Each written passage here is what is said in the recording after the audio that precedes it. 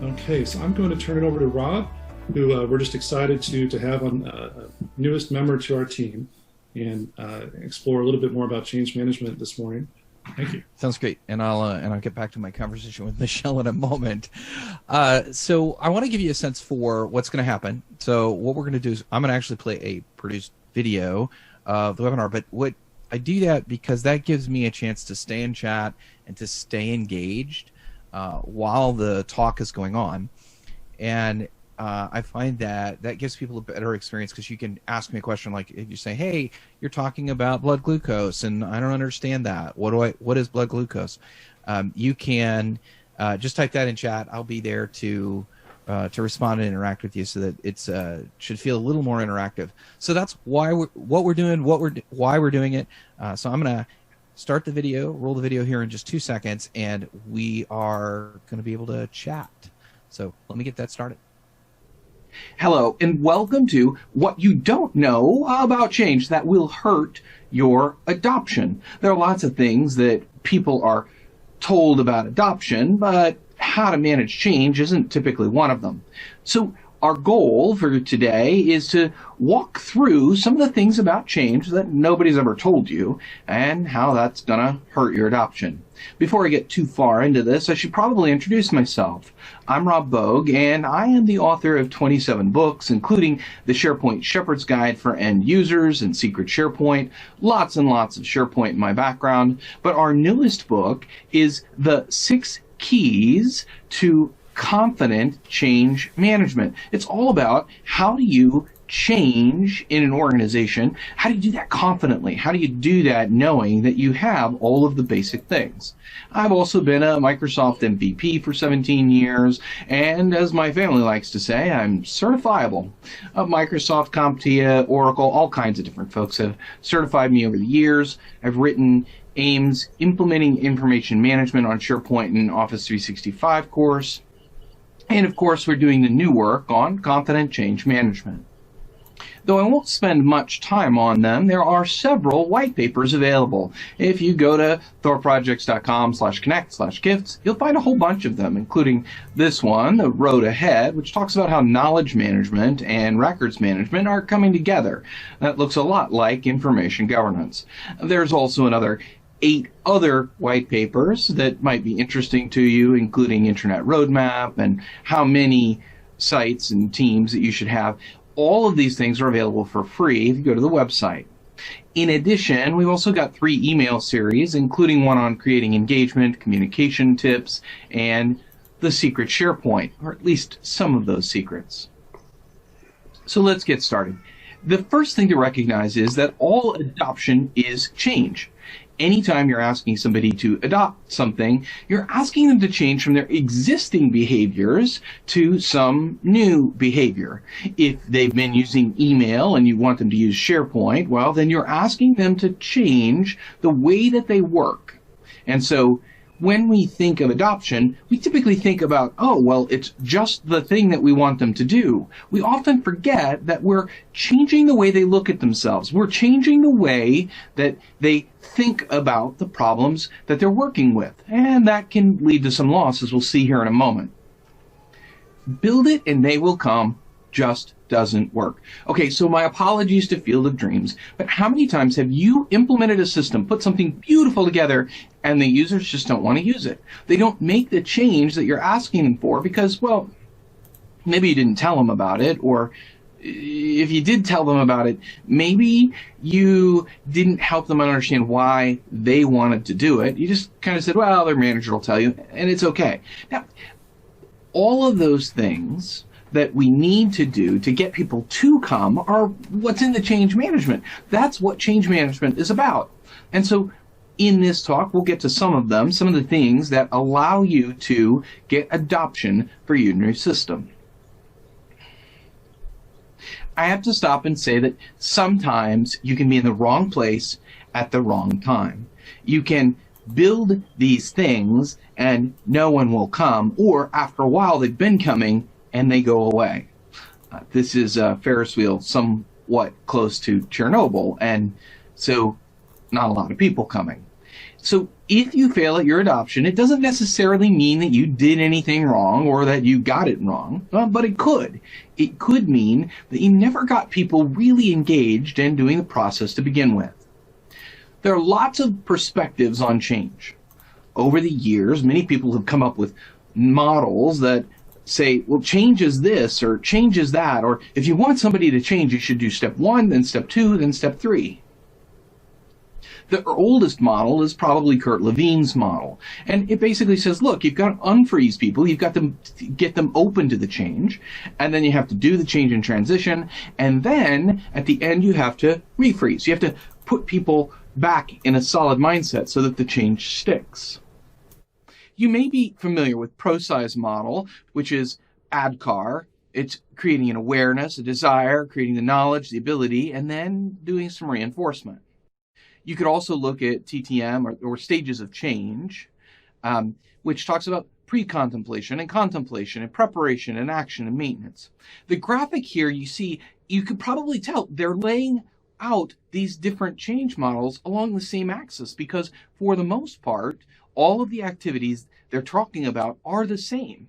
They may use different names and they may break things into slightly different buckets, but the process of change is largely about getting people okay with what they're going to lose, and then it's talking about how to get them ready for the change, how to make the change, and how to reinforce it. Cotter says you need to create a strong sense of urgency and build a coalition, then create a vision and communicate the vision, and overcome obstacles and create short-term wins, build on your wins, and anchor that into culture. It's all the same thing. It's all the same thing except Bridges. William Bridges came up with this idea that's slightly different. It still follows the same model. It still is the same thing, but it looks at the problem in a slightly different way. And he says, look, you start by helping people get okay with what they're going to lose, what's going to end, what they've got to let go of. And you, at the same time, have to point them to this new beginning. Where are they going to be? What's the vision? What's the compelling reason they want to make a change? And in the middle of all of this is the messy neutral zone, where you have to navigate from one side to another.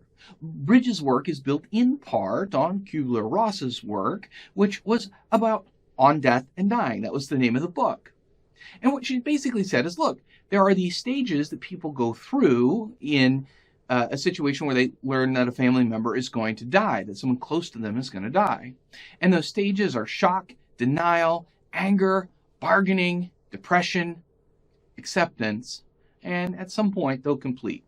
Now, of course, Kubler-Ross is not a scientific assessment of exactly how every person goes through it, but rather it's a description about a journey that people are on that helps them move from the spot of loss to a spot of renewed hope. And you're saying, well, okay, so what does this have to do with change? You see, the thing is that people are going to lose the way they're currently doing things. They're going to lose their ability to send files via email if you want to force them to use SharePoint. Or they're going to lose working in SharePoint if you want to move them to Teams, or any number of other possibilities. There is some level of initial shock. Oh my gosh, I didn't know this change was coming. Then there's a little bit of denial. Well, I can just keep working the way that I've always worked. Then there's always, or generally, a little bit of anger. Well, why couldn't I? And anger is interesting because anger is disappointment directed. They're disappointed in something, probably that they have to change, and then it's directed either to themselves or to you. Oh my gosh, I should have seen this was coming, or why didn't they tell me? Then you get to bargaining, right? Well, what if I only do part of it? What if I do the stuff that's really important to them, right? And then there's this land of depression, which is, I can't do this. You slowly move up the slope of acceptance, and then you move to completion. And this view of things, not everybody stops at every place and builds a house and lives there, but we quickly sometimes move through these different stages, these different parts of grieving for our loss. And this is the thing that I think is probably the most profound about change management and adoption. Never have I ever heard someone talk about adoption and talk about what people are going to lose when they do adopt. And it's an important point for them. They've got to move through this journey so that they're willing and able to get to where you want them to go. Now, I need to shift a little bit, and I'm going to move to a guy by the name of Richard Florida. And back in 2001, Richard Florida wrote a book, The Rise of the Creative Class.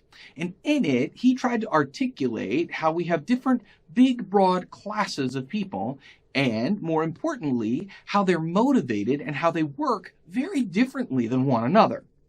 So you start with the working class, and if you think about the historic world, this is the people that get things done. They create the goods that other people use. The thing about the working class is, for the most part, they're largely algorithmic and repetitive. And you could say it's Ford's assembly line or scientific Taylorism or any other thing, but it's largely the same thing over and over and over again. Another class that Florida articulated was the idea of a service class. And that's, would you like fries with that? They perform services for others. They are, generally speaking, poorly paid, and the tasks are still very, very repetitive. What Florida's key point was, though, is that there is a new rising creative class. More than just the occasional artisan that was working in their workshop, we're starting to have people who are more and more becoming interested in how to do things heuristically, not algorithmically. That is to say, they try and figure out what greatness is rather than following a simple recipe. And Florida's point was roughly 1/3 of the people that we have in our world, and this is back in 2001, are of this creative class. As we continue to move forward into a new knowledge and information-based economy, this creative class continues to get bigger. You see, they're more about how do I create a better recipe? How do I continue to improve, not just keep cooking over and over and over again? If you look at Anders Ericsson's work in Peak, he did the research about the people who got to the peak of their performance, the people who really were at the top of their game.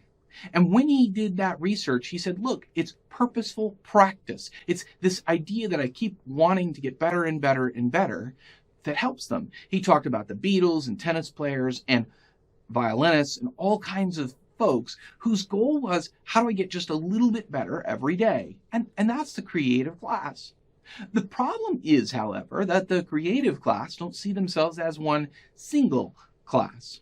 Someone who is a software developer doesn't see themselves as the same kind of person as someone who's an artist. Despite this, they're often motivated in similar, if not exactly the same ways, as we'll discuss here in a moment. But first, I've got to talk about a heart attack. You see, the thing is that you'd think that a heart attack is a sufficient motivation to change your behavior. It ought to be. It ought to be. Here's a life-threatening event. You get hauled away in an ambulance. And the problem is, if you look at people after coronary artery bypass surgery, now this is this kind of surgery that you have after a heart attack. Basically, you've got a blockage of an artery to the heart, and you need to free that up. And so they have this surgery.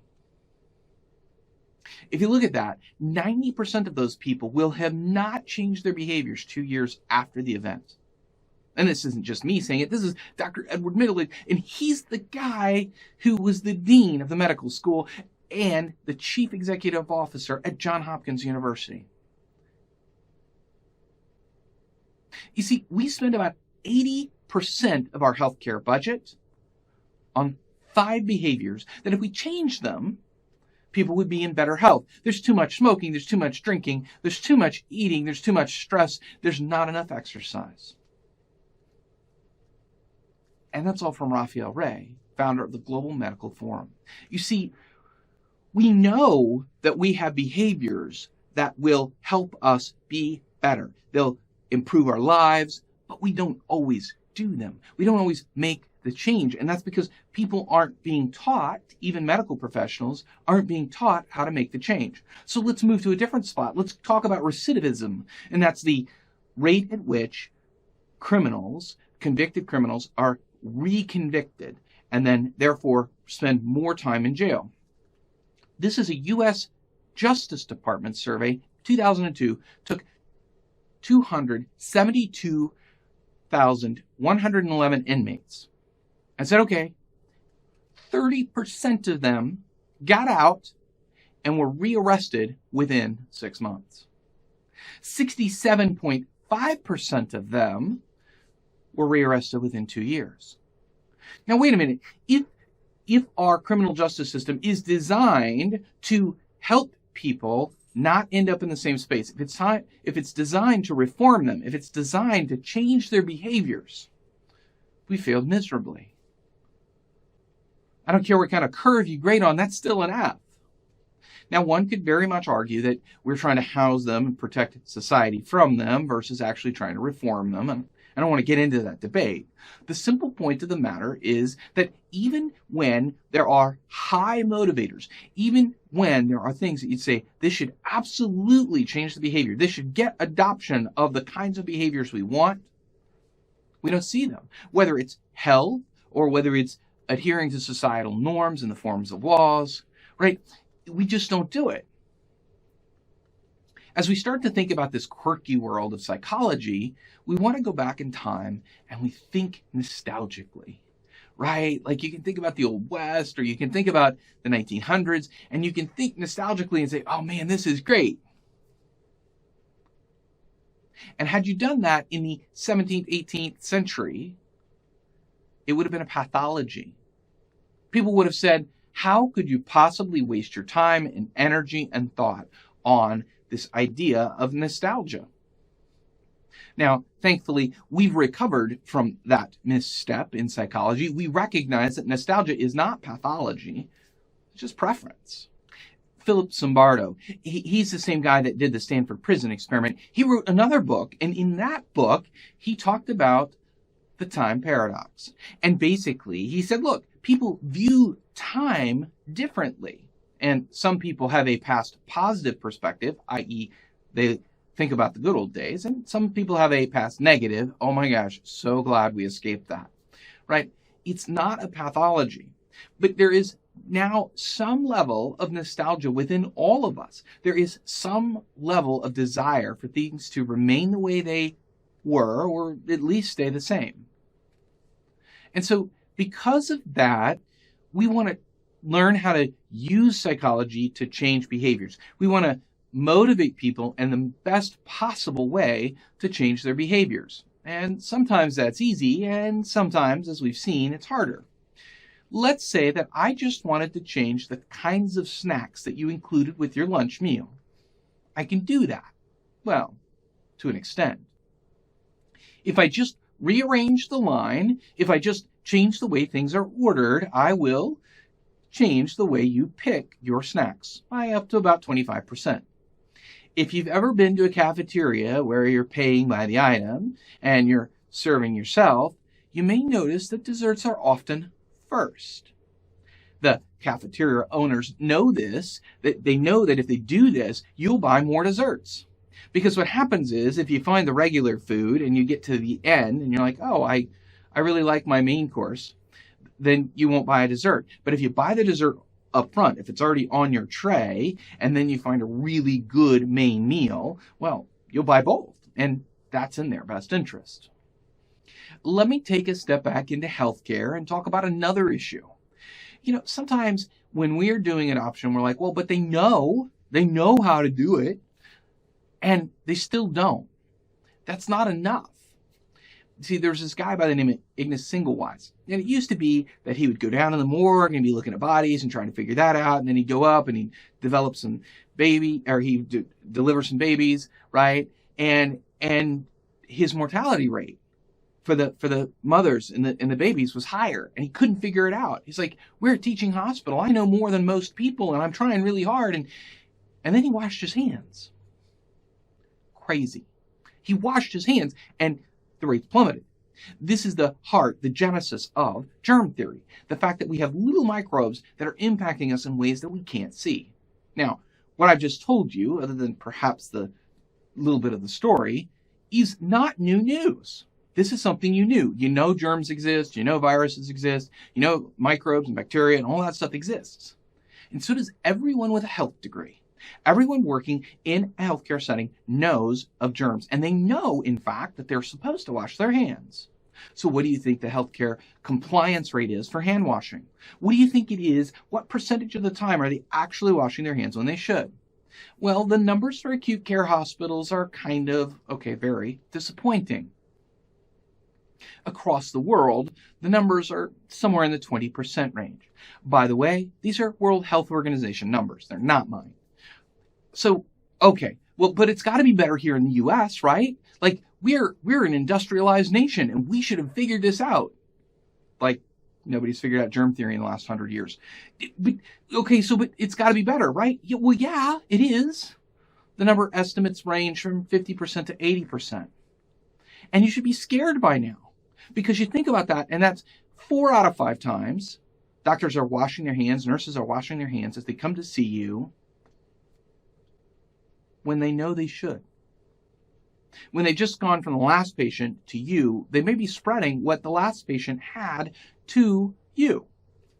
Now, I do want to give everyone a little bit of credit. There are a handful of cases where hand washing compliance is not the right answer. If you're in an emergency room and somebody's coding, somebody's dying, stopping to wash your hands for 30 seconds, which, by the way, is the recommended time, stopping to wash your hands for 30 seconds is probably not the right answer. But for the most part, that isn't the situation we find ourselves in. What we find is people are distracted, they're not thinking about it, and they just don't do it. Okay. So what about the people who commit to change and they still don't do it? Have you ever done a New Year's resolution? The statistics say about half of us do that. The statistics also say that about 67% of us, 2/3, will by the 6th week be off our diets. Oh, that's the most likely thing that we're going to make a New Year's resolution for. Oh, well, I'm going to start eating healthier, right? Because we just came out of the holidays with all the candies and all the stuff. We're going to start eating healthier, and we're going to lose weight, and we're going to do that. And that's great, except it doesn't work. You see, the thing is, sometimes people have an immunity to change. They will have some sort of a commitment, their improvement goal, and then there'll be something they're doing instead. Maybe they're having Cheetos on the couch, watching The Biggest Loser. The thing is, there's some sort of a hidden or competing commitment that we don't always see. In the case of the Cheetos, well, it may be that they just want to feel comfortable. They want to feel good. Sometimes the immunity to change is based on big assumptions, like that food can make us feel better. And in the short term, I suppose that's right, but in the long term, it's very much not. You see, when we're looking at the folks that we're trying to get to do adoption, and we're trying to get them to change their behaviors, to use some new system, and they're not, we should be asking questions. What is that hidden competing commitment? What is it that is preventing them from making the change? Is it nostalgia? Is it some other commitment that they have that says, I don't want to do it? I'm going to transition to Simon Sinek's work in Start With Why. You see, the thing is that we often tell people what to do, but we fail to tell them why they should be doing it. Wait a minute. Why they should be doing it is relevant. They're employees, right?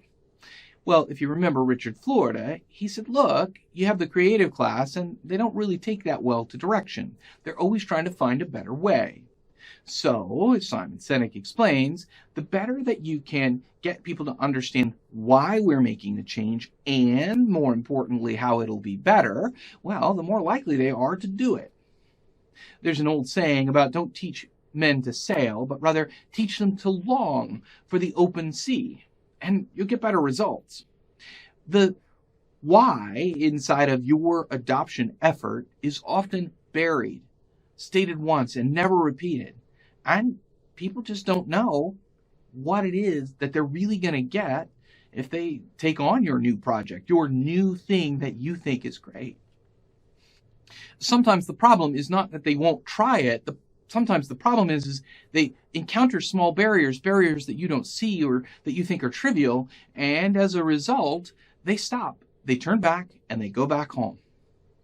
Consider using Waze or Google Maps or something, right? So think about this, and all of a sudden you get an announcement on your GPS on your way to work, and it says, hey, there's a car in the river. And like, oh, okay. So you divert, and then, oh, there's a crash, and you divert.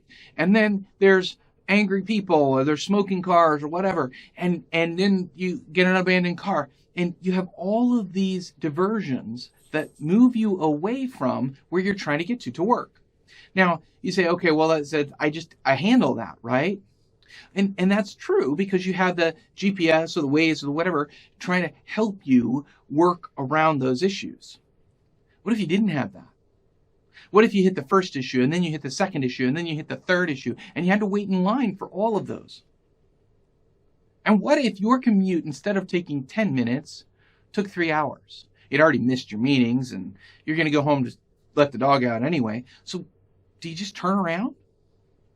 Now, obviously, this is an extreme case, but think about the kind of hassles that you're putting up in front of people and why that might cause them to turn around. So in the book Demand, they talk about zip cars. Now, zip cars is a shared ownership program where the cars are parked nearish to you, and it works more or less like rental. So you pay a subscription fee, and then there's a small use fee associated with using the vehicle. Great. They noticed something very odd in their data. You see, subscriptions is the way that model works. The more people you get to subscribe, the better off your numbers work.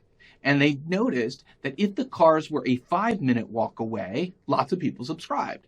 If they were a 10-minute walk away, well, not so many on the subscribers. The thing that's interesting is these are folks who live downtown who the reason for taking the car is someplace that they normally literally have no good way to get to, right? And maybe hours and hours of time of public transit. And yet their response is, well, 10-minute walk, that's too much. It's a discontinuity in their thinking. And this is the way that people make their hassle maps. There are discontinuities. There are things that may be very easy to solve for you, but are big enough for them that they won't move forward. So how do you, in your adoption effort, remove all the little hassles and or add some sort of a concierge who can help people get to the place they want to go, even if there are some barriers in their way? In fact, you can become the Waze of the adoption. You can help people understand how to route around the kinds of problems they're having. Speaking of routing, I want to tell you about a guy by the name of Kevin Lynch. And Kevin Lynch wrote a book called In the Image of the City. It was published in 1960. And in the book, he explained how people find their ways around cities. You see, the thing is whenever we want to do an adoption, we want people to be able to orient and find their way along the adoption path. What Lynch said is, look, people use paths or channels of movement. They use edges, barriers, think fences. They use district, major areas. If you've been in a major area of a big city, you'll probably notice kind of a feel to it, like a Chinatown or something like that. There's nodes, the intersections. You can think Arc de Triomphe in Paris. There are landmarks, the ever-present reference points. In most major cities, it's some phallic symbol near the center of the city. It could be the Eiffel Tower. It could be Washington Monument. It could be the big skyscrapers that are typically in the center block of every major city. Or if you're in some places where the geography allows you to have a landmark, like in Colorado near the Rockies, or in Iceland, people have told me it's, this is my mountain. I know I'm home when I see this. This wayfinding capability happens on these pieces. The last of his wayfinding ideas, the last of his pieces for helping people oriented are maps and signs. And you see, the thing is, the beauty of our world is we can build maps and signs very, very quickly. We can use these other concepts. We can color code areas of our solution. We can route people to better answers. But what's interesting for us is how do we get the right maps and the right signs in place to lead people to the direction we want to go? And I'm talking more than just posters. I'm talking even internal to the system. How do we encourage the right behaviors and discourage the wrong ones? All right, I've got to make another jump, and this time I'm jumping to the fields of Iowa. And a guy by the name of Everett Rogers. Everett Rogers wrote a book called Diffusion of Innovations, and it is probably at the core of what we know about change and adoption. One of the things that Rogers said was, hey, look, there's this adoption curve. If you've done much math, you know this is a standard bell curve, and in the very center is the normal, and around that, one standard deviation is what Rogers called the majority. The second deviation out on the positive side, he called early adopters. And more than two standard deviations out, he called the innovators.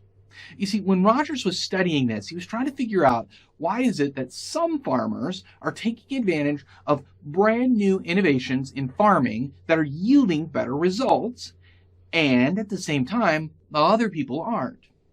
What he found as he studied this more closely was the people who were innovating were more cosmopolitan.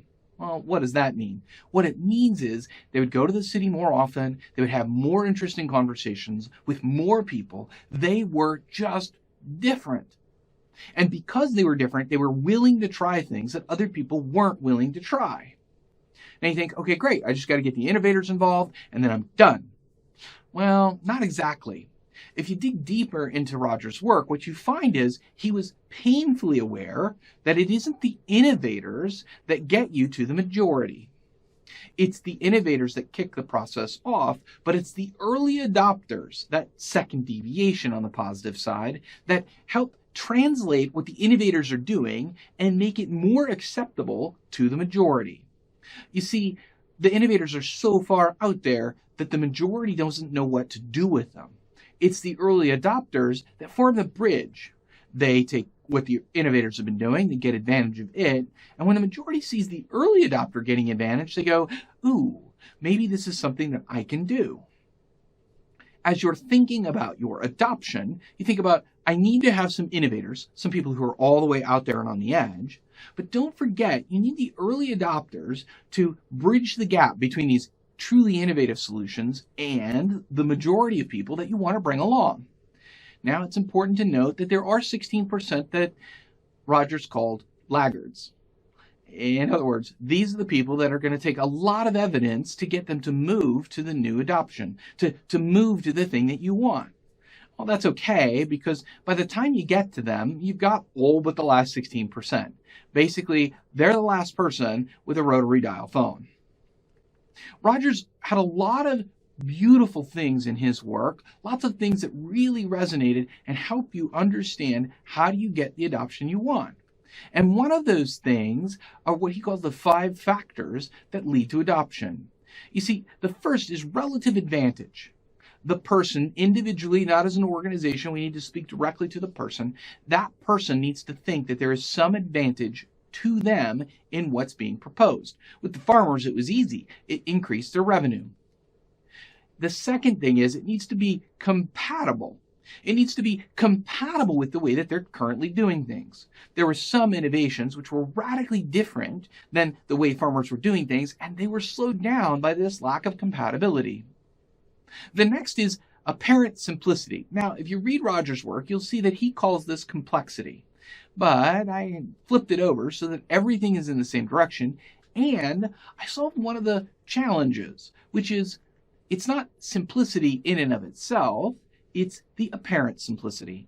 We all drive cars, and when we drive cars, we don't think about how an internal combustion engine works or how oil and water are in the engine to manage temperature and lubrication. We don't think about any of that stuff. We just turn the key, or now push the button, and start our car and go. We want to make our efforts to get people to change to be so simple that it's easy. They don't have to think about it. It isn't hard. Let me give you a very specific, tangible example so you know what I mean. So we moved some people from file shares to Microsoft OneDrive and really to SharePoint. We've moved their shares, picked them up, and put them into SharePoint document libraries. And it's a couple of step process to do a synchronization. You go to the page, you hit the sync button, you hit OK, right? And so we did work to make it easier for someone to get that synchronization so they get something that looks a lot like what they're used to. We literally made it so that it's one click. They do the one click and poof, they get a confirmation, hey, do you really want to do this? And they're done. What that did is it changed the level of simplicity. Remember the hassle maps? I shrunk the complexity of it. I made it more simple so that they could just get what they're used to. Simple thing. And there's a whole white paper that we've got published on it, but it's a way that we reduce that bar to make things appear simpler. The next of Roger's ideas is trialability. The idea that we need to be able to try what we're talking about and not have to commit to it whole hog right out of the gate. You see this in all kinds of trials and all the solutions that we have available today. The other thing you see from our technology solutions are observability. If you go to any website now, there's an opportunity to like it, tweet it, share it in some way or another. We want to get that observability so other people know this thing is working. Well, at least it's working for me. One of the things that drives people to not want to make those changes is the lack of perceived safety. You see, the innovators, they're okay with not being terribly safe. They're used to being different. And because of that, they're willing to take bigger risks. But we tend to think about safety as an absolute. We think about we're safe or we're not safe. This situation is safe or it's not safe. What really matters is our perception of safety, not the absolute truth of the matter. I remember walking in London in some areas I probably should not have been walking in, but I felt okay because I didn't see anything, and more importantly, I didn't know anything that would lead me to say, yeah, I shouldn't be here. You see, our perception of safety is shaped by lots of different things, including the time of day, the kind of equipment that we have available, our emotional state, the techniques that we know. And all of these factors lead to our safety. If we want to get people to adopt, we have to make the transition to the new thing feel more safe. Whether it is or not, it's actually not material. People spend a lot of time working on, well, I've made it safer. Work on making people feel like it's safer because you're likely to get better adoption that way. We're all big brained. Okay. Like, that's not nice. Well, no, it's true, actually. We're big brained. In fact, one of the reasons why we as humans need so much care as children, as adolescents, is because we come out not quite baked. Our brains are massive compared to the rest of our body. Even though they only make up 2 to 3% of our overall body mass when we're adult, they consume 20 to 30% of our blood glucose. Now, wait. What's glucose? Glucose is fuel. It's sugar. It's the thing that our bodies use to do stuff. And our brains are power hungry. Because they're so power hungry, and because over the course of human evolution, we have not had the caloric surplus that we enjoy today. In other words, we didn't have as much food. Our brains have optimized to try to move to ways of minimizing their glucose usage. And automatic is less work. If you've ever driven a stick shift, then you know it's more work than just shifting your car into drive and going. It may be more precise, it may be more useful to drive a stick, and you may have better control, but the truth of the matter is it's just less work to be doing things automatic. A guy by the name of Daniel Kahneman said, in Thinking Fast and Slow, hey, look, we've got two systems. System 1, which is automatic and natural, and we have System 2, and that's our neocortex, and it's our rational thinking, it can solve problems, right? The problem is the System 2 is really power hungry. And so when we can do things in automatic, we like to do that. If you think about when you drove to work or the last time you drove, since we're not much driving to work anymore, the last time you drove, how many stoplights did you hit? Most people can't answer that question, not because the memory isn't recent, but because everything was happening automatically and you didn't have to think about it. One of the weird things in the world of psychology and motivation is that sometimes our small decisions lead to larger decisions. So let's imagine I come to you with a clipboard and I knock on your front door and I say, hey, are you for the environment? And you go, yes, of course I'm for the environment because that's the kind of person I want to be. 2 weeks later, I come back to you and I say, hey, I've got this really nasty, ugly sign I would love for you to put in your front yard that talks about how to save the environment. Now, some of you are still going to say no, but those of you who I came before 2 weeks and asked you the question, you answered, yes, I'm doing it, will identify yourself as somebody that cares about the environment, and therefore you will use that criteria to say whether I can put this nasty, ugly sign in your front yard. This isn't my research, but it is research that's been done. The truth of the matter is that when we make people identify with something or we give them a small decision, they're likely to continue along that path unless something very, very large gets in their way and they decide to divert. So as we're working on adoption, how do we ask the little questions to get people to commit to the point of view that you want? Then we get them to here's the real big ask. So for instance, hey, you want to manage files better. Oh yeah, of course. Well, what we're going to do to manage files better is we're going to use SharePoint or Teams or whatever, right? Like the point is you get them to commit to the concept first, then you tell them what you need for them to do. Now, doing this in a talk, I can't separate this into separate messages and create space, but it's absolutely what the research says to do.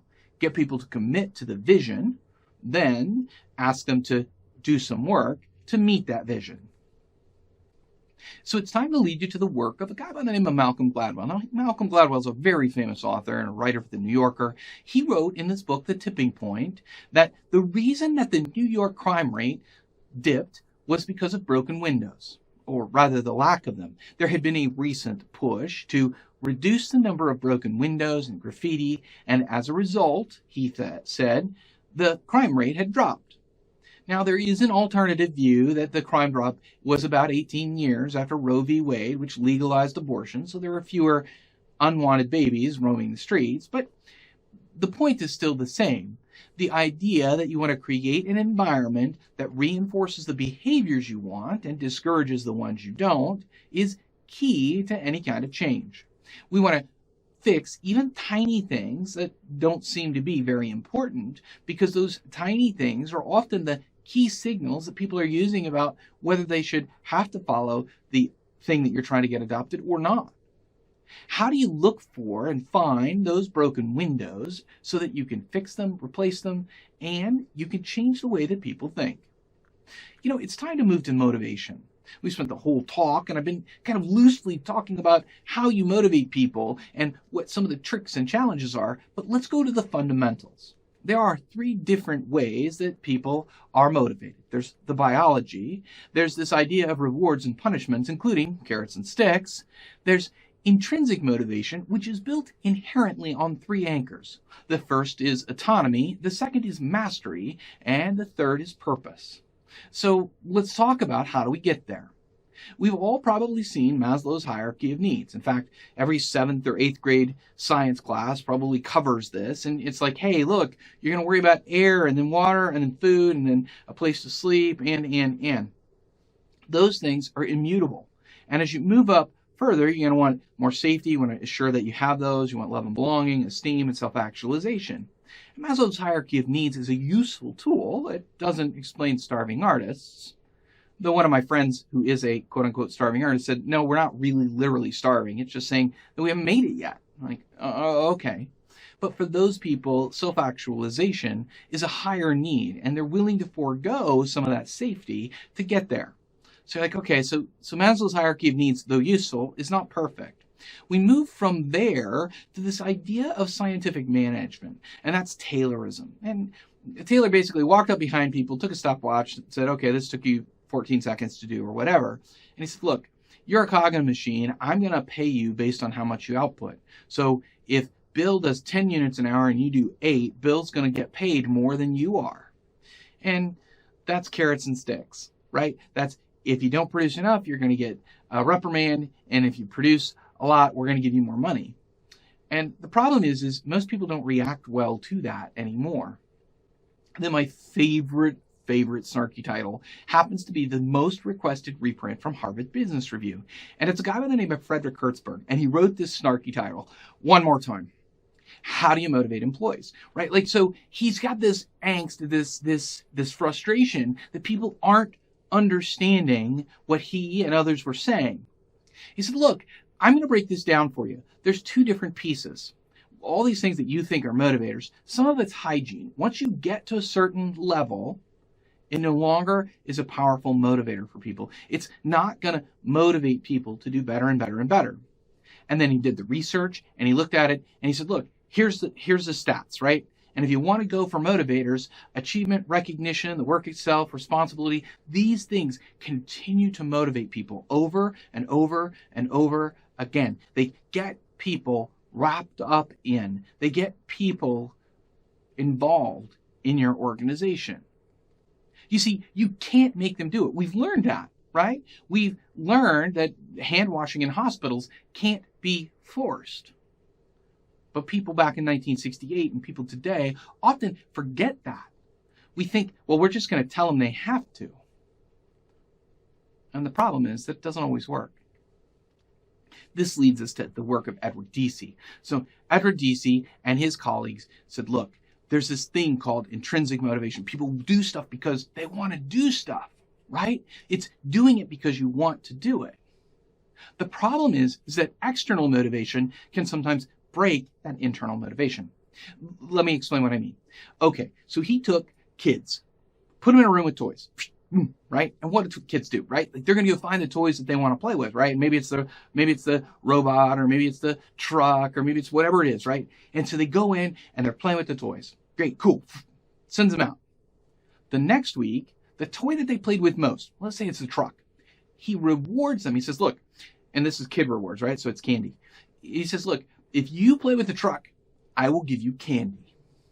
My kids are like, well, okay, I was going to play with the truck anyway. Candy sounds like a good deal. So they play with the truck, right? You'd expect that. You've been motivated them, externally motivated them to play with the truck. That's not the scary part. The scary part is the third time that the kids come in when he gives them the same toys, and this time, no reward. They don't play with the truck. He hypothesizes that what happens is they've decided that playing with the truck has to be bad or you wouldn't have incented them for it. Ergo, they don't want to do it anymore. Wow. That's awful for the way that we tend to motivate people. We run these campaigns and the sales things and like, oh, sales is awful because they have to pay me so much to do it. And they keep running these incentives and they went like, it's what we're doing is we're actually destroying people's internal motivation by leveraging external motivators so hard. What we do is we destroy the long-term behaviors we want when we're talking about adoption. It's not the short-term adoption that we care about, although that may be what we're being measured on. What we really care about from a point of view of the organization is how do we get people to change their behaviors over the long term? And that leads us to how do we do that? It's that autonomy, mastery, and purpose. And autonomy is giving people the opportunity to be self-directed, or as Richard Florida would say, to be the creative class. You see, telling people where the destination is, that's okay. Telling them the route to get to the destination, less okay. My uncle has been a truck driver his entire life, and he gets paid on the miles between the source and the destination. But he's never told how to get from the source to the destination. You're like, hey, that's cruel because they're not telling him the shortest route. No, what it's saying is he gets to make his choices. And he may say that, yeah, literally one path is shorter, but it takes more time, or perhaps it's not as fun. It's not as enjoyable to him, so he can go a different route.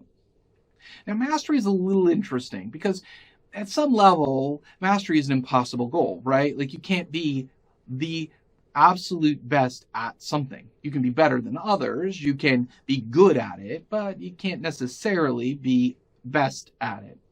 And therefore, mastery is an asymptote. You're never going to get to the absolute value of the top, right? You're never going to absolutely get there. The real trick to mastery is the ability to get good at something. Our ego is heavily armored. It has 26 minor and 26 major defenses, and these defenses are powerful. If we give people situations where they feel like they cannot become a master, the ego will protect itself, and they'll start saying, you know what? I'm good, they're bad. And that's never a good strategy in an organization. So the last of the intrinsic motivators is purpose, and purpose is a little bit open, right? Because it's a what does it matter? But it could be to my development, to my career, to my family, or maybe even to my world. Having a purpose doesn't necessarily mean you're Mother Teresa. Having a purpose just means it's moving me forward in what I want to do with my life. It's time to shift again, and this time I'm going to Dr. Stephen Reese. Reese is no longer with us, but when he was alive, he was at the Ohio State University. And he said, look, I looked at all the motivators, I did factor analysis on 400 and some odd motivators, and it came down to just 16 things that motivate people. It's just 16 things that drive people to do A versus B. You know, if you go back to Kurt Levine's work, Kurt Levine also said that behavior is a function of both person and environment. Levine said, look, I can motivate people based on the environment. And Reese said, look, I've got these 16 factors, right? And the first one is power. We've all seen those people who are motivated by the power they can get. There are people who are motivated by independence. They're the folks that wear the shirts that say, all that wander are not lost, right? There's the curiosity. And the, curiosity killed the cat. But brought him back, satisfaction brought him back, right? Like there are people who are naturally curious, and I count myself as one of these. There's the people who have a need for acceptance. They need to feel like they're a part of the group. They need to have 1 million followers. They're the people who have a high degree of need for order. But do you guys know what CDO is? Yeah, CDO. No, not collaborative data objects, CDO. It's obsessive compulsive disorder, OCD, put in the correct alphabetical order. There are people who have that feeling, that need for high degrees of order. What about savings? Are you the kind of person who feels like you have to have that rainy day fund? What about honor? And it needs to be an honorable thing. Or are you an idealist? I want everybody to have rainbows and puppies all the time. What about social contact? Are you a high social contact person and have to be around people all the time? What about family? How important is your family to you? Right? We have 7 kids, so obviously family has a big role in our world, but it isn't necessarily important to everyone. There's status, and is it important to have a status? Do I wear the Rolex watch even though it doesn't tell time any better than the Apple Watch I'm wearing? Do I drive a Jaguar because it's a Jaguar? What are the things that drive people to want to have this status? Well, we may not know, but we may know ways to help them feel status by giving them some sort of a title, or if you've seen gamification, you see these tags. People who are high status love those. There's vengeance, an eye for an eye. There's romance, and here I want to pause and say, yes, it's romance as you'd expect, but it's also aesthete, which is aesthetic beauty. So it's just not what you're thinking about. It's also this idea that you want things to be intrinsically beautiful. There's eating, and eating is interesting because we all have to eat, but some people are foodies, right? They're motivated by, we have to have really good food. And I'll tell you, we don't necessarily have the most exotic kinds of things that we eat, but we really enjoy preparing food well. Physical activity, some people are motivated by physical activity. I can tell you, I run when I'm chased, and that's when I run, right? And only faster than the other guy that's with me. There are different motivations for different people, and that's completely okay. The last of the motivators is tranquility. And tranquility is hard to come by when you have 7 kids. You see, these are not absolutes. They're not individual things. There's some degree of order that we have personally. There's some degree of order that I have. There's some degree of savings and family and so on and so forth. These things get stacked up and put into a jumble, into a mixture. And I can pull out one motivator and it can be held back by another. As we're trying to figure out how to motivate people to do adoption, we want to think about the people individually and what are the things that are going to help move them forward because they're strong motivators for them. All right, time to move again, and this time we're going to a guy by the name of Malcolm Knowles. And Malcolm Knowles and his colleagues came together to talk about the difference between pedagogy, how we teach children, and andragogy, which is how would we teach adults. Basically, he said, look, we're trying to use the same strategies to teach adults as we were trying to teach kids, and it's not working. Why not? And the answer is, the learner has to have some sense of needing to know. They have to have some self-concept of themselves, some prior experience, some readiness to learn, an orientation to learning, and they have to have some motivation.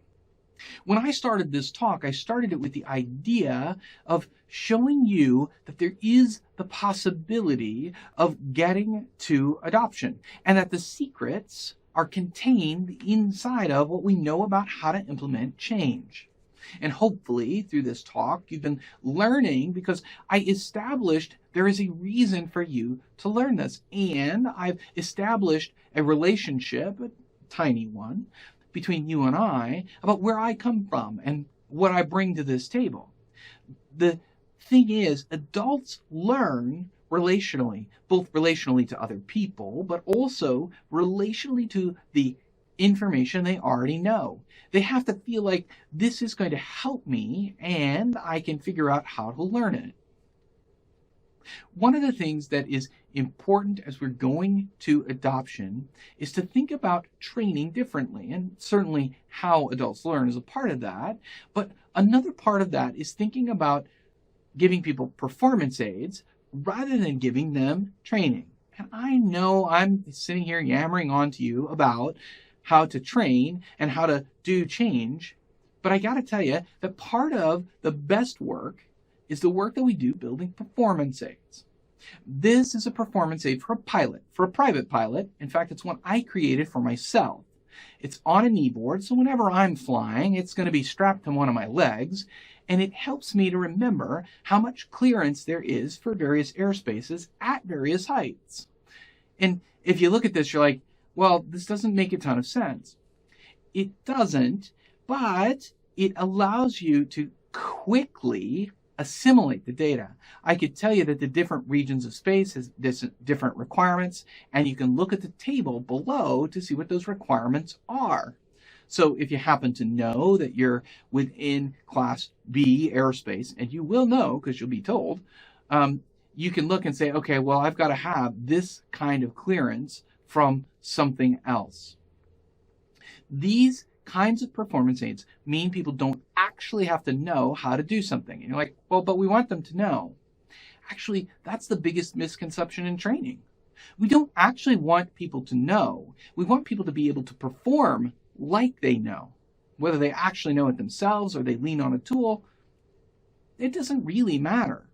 It's important that they are able to perform, not necessarily that they are able to know.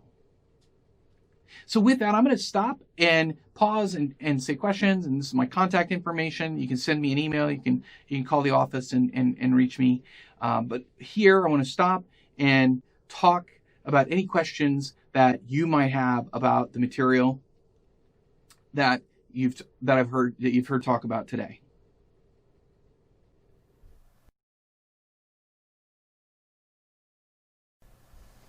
All right, everybody.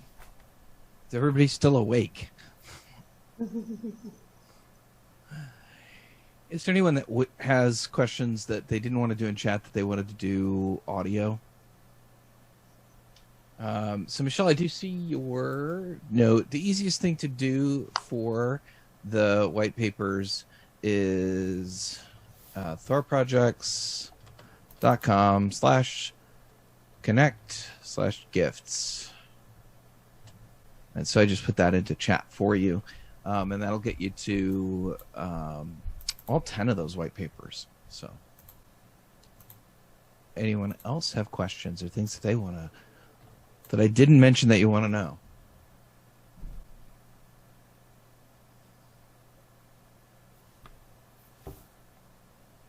Wow, that's quiet. I think I've stunned everybody. Eric, would you like to close us out and add to my thank you for everybody for coming? I'd love to. Thank you, everyone, for joining us. This recording will be made available. We'll reach out to the guest list for some more links and references that could be helpful to you. But I just want to thank everyone for joining us today and hope to do another one of these soon. And just a reminder that Rob is our new change management expert / instructor.